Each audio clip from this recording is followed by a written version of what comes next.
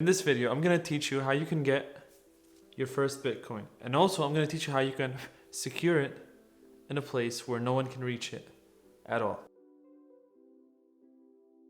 Hey everyone, and welcome to the channel. My name is HM, and today I'm going to teach you how you can buy your first Bitcoin. Now obviously this is not a Bitcoin because Bitcoins aren't anything physical that we can touch, but today I'm going to teach you how you can actually buy a Bitcoin. If you're someone who has no idea what Bitcoin or cryptocurrency is, this video is definitely for you. But if you're someone who has maybe some knowledge or maybe you own some cryptos, this video is also for you. Do not click away because I'm going to teach you how to safely store them and what exchanges I use and I trust for me to store my cryptos securely and for me to sleep a little bit better at night.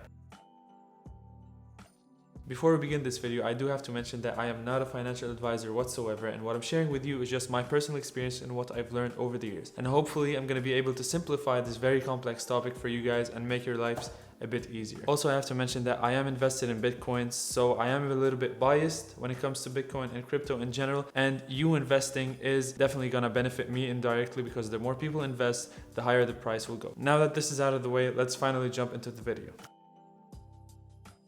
You might be wondering, what is Bitcoin? You've seen it all over the news. You've seen that people are making so much money using Bitcoin. People are losing money on Bitcoin. Bitcoin is pumping, all that stuff. Now, what is it exactly? Bitcoin is a decentralized form of digital cash that is used to eliminate the need for third parties such as banks and governments when you're completing financial transactions. Basically, it is me sending money from my bank account or wallet to yours directly without the need for it to go through multiple banks and you paying multiple fees, hefty fees most of the time. Basically, it makes financial transactions faster and way cheaper. When I first heard of Bitcoin, I loved the idea of being my own bank and having control over my money and not having to trust anyone with that money. So that's why I really loved it, and I dug deep and I became an investor, and hopefully you will become too after this video.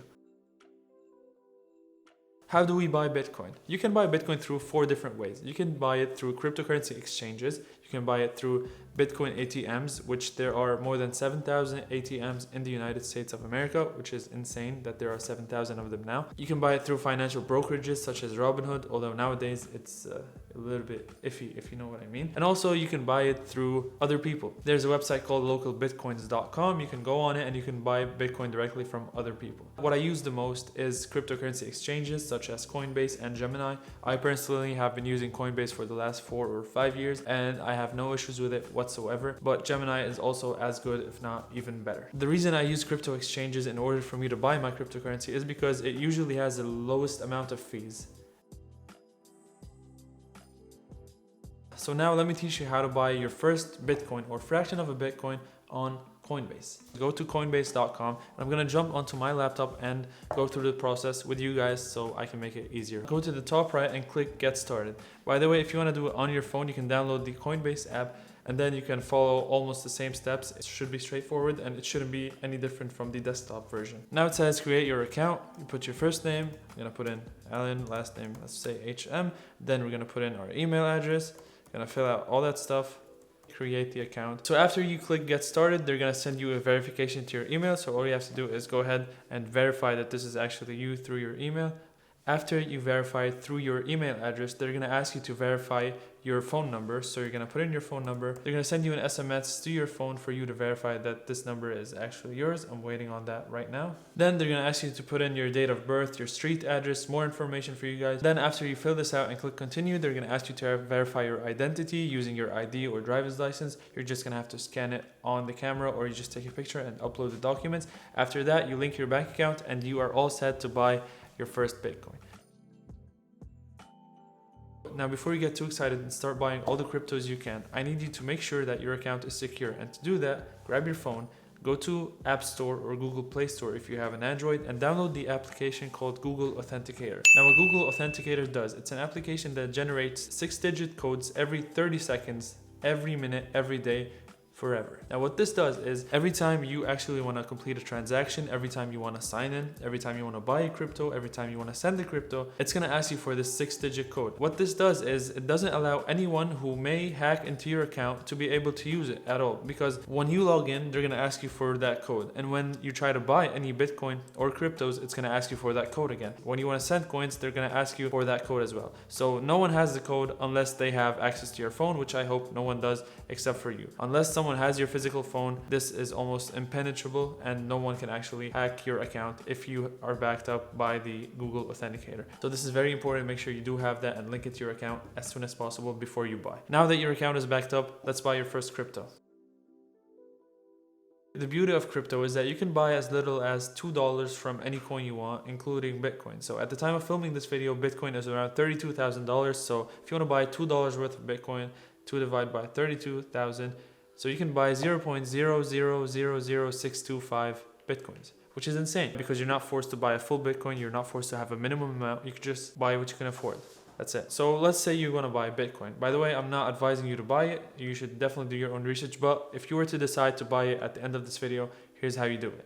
So after signing into Coinbase, here's how you can fund your account with absolutely zero fees. You go to your left side, you see portfolio right here. Click on it and then scroll down, click on US dollar, then go to the right, click deposit.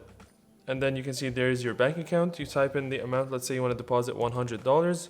Click continue. And now you have, as you can see, $100 withdrawal, deposit to $100 and available to buy instantly. As you can see, this is zero fees as comparing it to if you want to buy and sell Bitcoin directly instead of funding your USD wallet. If you buy Bitcoin instantly, here's what happens. Let's say you want to fund $100, you want to buy $100 worth of Bitcoin, preview buy. It shows that your purchase is going to be $97 because Coinbase takes a fee of $3. Now this is 3% and this is a huge amount. Comparing it to the stock market that returns 7% average annual return. When you compare it, this is almost half of it. You don't want to be losing 3% right off the bat before even doing any trades or any purchases.